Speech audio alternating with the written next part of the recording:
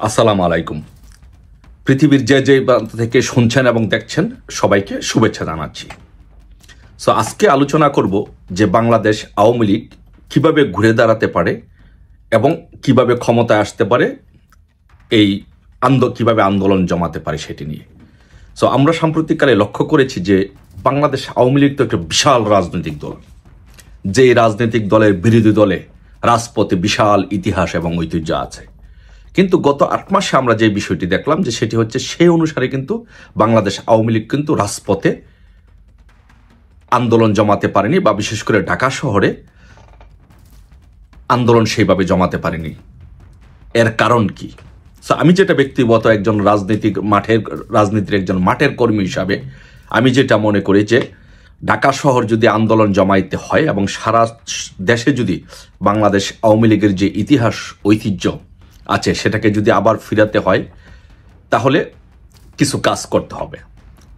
যেমন ঢাকা শহরের যে কমিটি আছে, ঢাকা নগর, মহানগর উত্তর এবং দক্ষিণ, সেই কমিটির সকল ইউনিটের কমিটি ভেঙে দিতে হবে। সকল ইউনিটের কমিটি, ঢাকা নগর এবং উত্তর সকল অঙ্গ সংগঠন, সহযোগী সংগঠন এবং মূল সংগঠনের কমিটি ভেঙে দিতে হবে।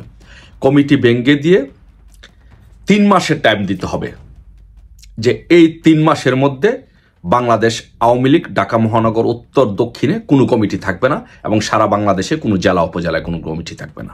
বিশেষ করে প্রথম ঢাকায় এটা করা যেতে পারে যে ঢাকা মহানগর উত্তর দক্ষিণে কোনো কমিটি থাকবে না। এই 3 মাসের মধ্যে কর্মসূচি থ্রো করা হবে, এই 3 মাসের মধ্যে কর্মসূচি দেওয়া হবে। এই কর্মসূচিতে যারা সাংগঠনিক দক্ষতা দেখাবে, জনবল ভালো দেখাবে, যারা রাজনৈতিক ভালো পারফরমেন্স করবে তাদেরকে দিয়ে পরবর্তীতে কমিটি গঠন করা হবে। যদি এই কাজটি করা যায়, আমার মনে হয় যদি এই কাজটি যদি বাংলাদেশ আওয়ামী লীগ আমরা যদি করতে পারি তাহলে মনে হয় যে বাংলাদেশ আওয়ামী লীগ ঢাকা শহরে রাজপথে আন্দোলন জমাবে এবং জমাতে পারবে এবং এই ইউনুসকে হটাতে সক্ষম হবে। এবং এই 3 মাস পরে একটা আহ্বায়ক কমিটি করে এই আহ্বায়ক কমিটিকে নির্দেশ দিতে হবে যে 3 মাসের মধ্যে প্রত্যেকটি ওয়ার্ডে, থানায় কমিটি গঠন করতে হবে এবং সেই কমিটি হবে পারফরমেন্সের ভিত্তিতে। যদি সেই কাজটি করা যায় তাহলে ঢাকা শহর বাংলাদেশ আওয়ামী লীগ শুধু ঢাকায় বিপ্লব ঘটাতে পারবে এবং ঢাকায় যদি বিপ্লব ঘটে তাহলে সারা বাংলাদেশে বিপ্লব ঘটবে এবং ইউনুসের পতন হবে। এখন আপনার প্রশ্ন, আমার প্রশ্ন যে তাহলে এখন আন্দোলন হচ্ছে না কেন, মানুষ আন্দোলনে নামছে না কেন? আচ্ছা, আমি একটা প্রশ্ন করি। ধরেন একজন কর্মী, সে দলের জন্য নিবেদিত প্রাণ, কাজ করতে চায়, সে দেখা গেছে 15 বছর কমিটিতে কোনো পদ পদবি পায় না, 10 বছর যাবৎ কোনো পদ পদবি কমিটিতে পায় না, সে শুধু আন্দোলন সংগ্রাম করে যাচ্ছে, রাজনীতি করে যাচ্ছে। এখন সে 2-1টা ভাত খাইতে পারে, কোনো রকম টাকা পয়সা ইনকাম করে পরিবার পরিজন নিয়ে ভালো আছে, কোনো না কোনোভাবে সে চলতে পারে।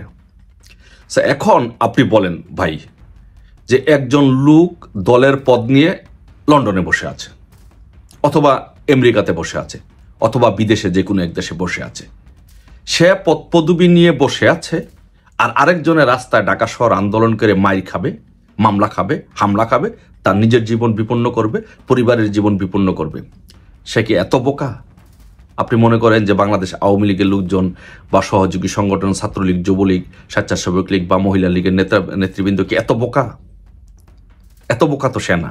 সে তো এইটা বোঝে যে আমি যে এখন করব, কিন্তু নেতা তো আরেকজন, দলের পদপদবি তো নিয়ে বসে আসছে আরেকজন, তাহলে আমি কেন আন্দোলন করব, তাহলে আমি কেন সংগ্রাম করব?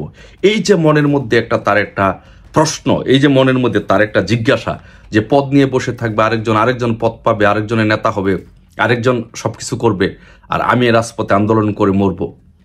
এই জিজ্ঞাসা থেকে, এই কারণে আমি মনে করি যে বাংলাদেশ আওয়ামী লীগের নেতাকর্মীরা ঢাকা শহর রাজপথে নামছে না। যদি এই কাজটি করা যায় যে 3 মাসের জন্য সমস্ত ঢাকা শহরের সমস্ত কমিটি ডিসলভ করে দিয়ে পারফরমেন্সের ভিত্তিতে নতুন কমিটি দেওয়া যায়, এবং সেই নতুন কমিটিকে যদি বলা হয় যে 3 মাসের মধ্যে ঢাকা শহরের প্রত্যেকটি থানায়, ওয়ার্ডে পারফরমেন্সের ভিত্তিতে নতুন কমিটি করতে হবে। কমিটি করতে হবে। ওই আবার এক কমিটি করার জন্য 15 বছর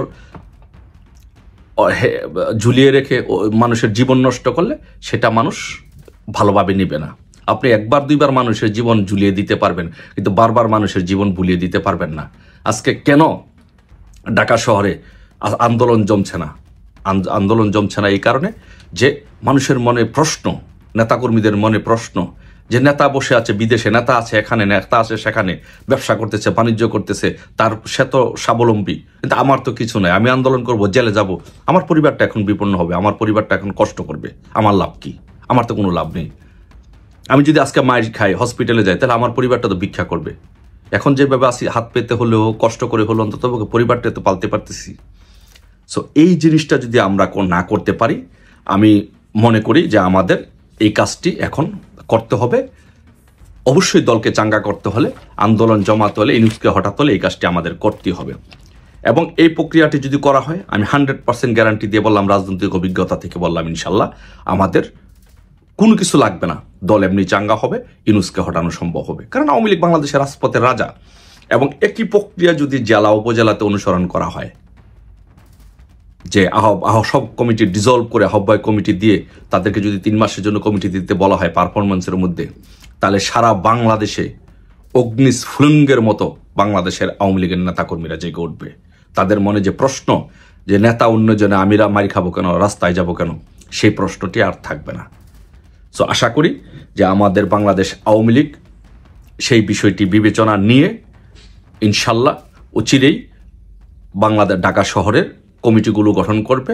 এবং শুধু ঢাকায় নয়, বাংলাদেশে নয়, সারা বিশ্বের বিভিন্ন দেশে এক এক জায়গায় 15 বছর 20 বছর যাবৎ কমিটি নাই, একই কমিটি।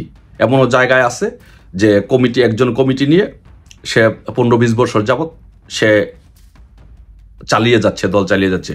কেউ মৃত্যুর মুখোমুখি হয়ে হসপিটালে আছে, কিন্তু দল চলতেছে না, কর্মীরা চালাচ্ছে। কিন্তু কর্মীদের তো প্রশ্ন, ভাই ওই লোক মৃত্যু সজ্জায় 20 বছর যাবৎ কমিটি চালাচ্ছে, কমিটির নেতা, আমি তো কিছু পেলাম না, আমি এখন কি করব? আমি করলে আমার লাভটা কি হবে? আমি করলে আমার মূল্যায়নটা কি হবে? আমার পরিবার তো বিপন্ন হবে। সো এইসব প্রশ্নের উদ্ভব থেকে আমাদের নেতাকর্মীরা রাজপথে নামছে না। তাই আশা করি ইনশাল্লাহ অচিরেই আমাদের বাংলাদেশের সমস্ত ইউনিটের কমিটি, প্রথমে ঢাকা শহরের সব কমিটি ডিজলভ করে দিতে হবে, দিয়ে নতুন কমিটি করতে হবে।